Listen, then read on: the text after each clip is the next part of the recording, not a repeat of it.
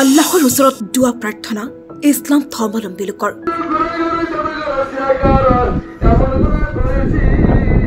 ৩০০০ লোকে একেলগে পঢ়িলে নামাজ।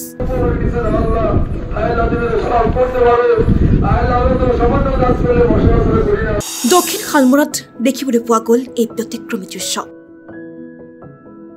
৩০০০ লোকে একেলগে কৰিলে দুৱা, পঢ়িলে নামাজ। পিছে এয়া ঈদৰ নামাজ অথবা কোনো সাধাৰণ নামাজৰ দৃশ্য নহয়। এয়া বৰষুণ বিচাৰি আল্লাহৰ ওচৰত দুৱা প্ৰাৰ্থনা ইছলাম ধৰ্মাৱলম্বী লোকৰ।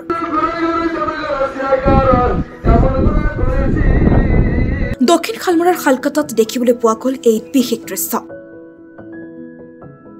৩০০০ ইছলাম ধৰ্মাৱলম্বী লোকৰ সমূহীয়া নামাজ আৰু দুৱা প্ৰাৰ্থনা। পিছে এয়া কোনো ঈদৰ নামাজ অথবা কোনো সাধাৰণ নামাজৰ দৃশ্য নহয়।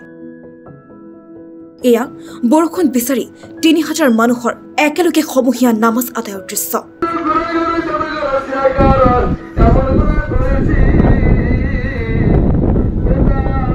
সম্প্ৰতি উৎকট গৰমে দহিছে সমগ্ৰ ৰাজ্য।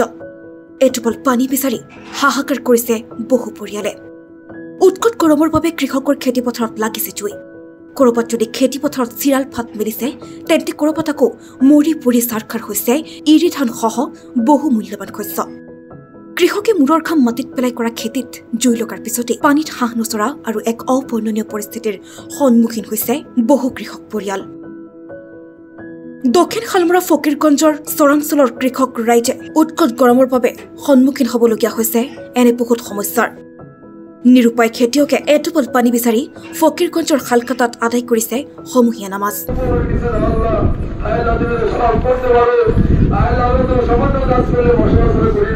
পানী বিচাৰি মহান আল্লাহৰ ওচৰত কৰিছে কাতৰ প্ৰাৰ্থনা। আৰু আমি ইয়াত একত্ৰ হোৱাৰ উদ্দেশ্য হ'ল, আপোনালোকে জানিছে যে বহুত দিনৰ পৰা আল্লাহ পাক ৰব্বুল আলামিনৰ তৰফৰ ফালৰ পৰা কোনো ৰহমতৰ বৃষ্টি বৰ্ষণ হোৱা নাই, যাৰ ফলত আমাৰ কৃষক ব্যক্তিসকল বিভিন্ন স্তৰৰ মানুহসকলে আমি বিৰাট অভাৱগ্ৰস্ত হৈছোঁ।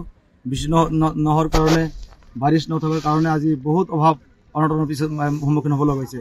গতিকে আমি গোটেই ৰাইজ ইয়াত একত্ৰিত হৈছোঁ। আল্লাহৰ কাছে ওচৰত যদি আমি প্ৰাৰ্থনা কৰোঁ, কোনো বৈধ কোনো কথা নহয়, এটা অসম্ভৱ কোনো কথা নহয়, ইম্পচিবল কোনো কথা নহয়। যদি আমি আল্লাহৰ ওচৰত দোৱা মাগফিৰাত কৰোঁ, কামনা কৰোঁ, তেনেহ'লে আমাৰ দীৰ্ঘ বিশ্বাস যে আল্লাহ আমাৰ দোৱা কবুল কৰিব আৰু সমাজৰ যে অভাৱ অনটন আছে গোটেইবিলাক দূৰ হৈ যাব। আৰু মোৰ দীৰ্ঘ বিশ্বাস যে আল্লাহ নিশ্চয় আমাৰ দোৱা কবুল কৰি আসমানৰ ফালৰ পৰা ৰহমতৰ বৃষ্টি বৰ্ষণ কৰি গোটেই সমাজৰ অভাৱ অনটন দূৰ কৰিব। আৰু কৃষক ভাইসকলে যে আবাদ বসতি হ'ব পৰা নাই, মৰিব লগা হৈছে, জমিন মানে পুৰাৰ নিচিনা হৈ আছে, যাতে আল্লাহ পাক ৰব্বুল আলামিন এই অভাৱ গোটেইবিলাক দূৰ কৰে, এই উদ্দেশ্য লৈ আমি অত্ৰ এলাকাৰ ৰাইজ একত্ৰিত হৈ আজি সালাতুল ইস্তিস্কা আমি আদায় কৰিলোঁ, যাতে আল্লাহ পাক আজিৰ এই নামাজ দোৱা গোটেইবিলাক কবুল কৰে। আৰু মই বয়ানত কৈ দিছোঁ যে যদি সৎকা খায়ৰাত কৰা হয়, তেনেহ'লে অৱশ্যে আল্লাহ পাক এই দোৱাটো কবুল কৰিব, নামাজ কবুল কৰিব।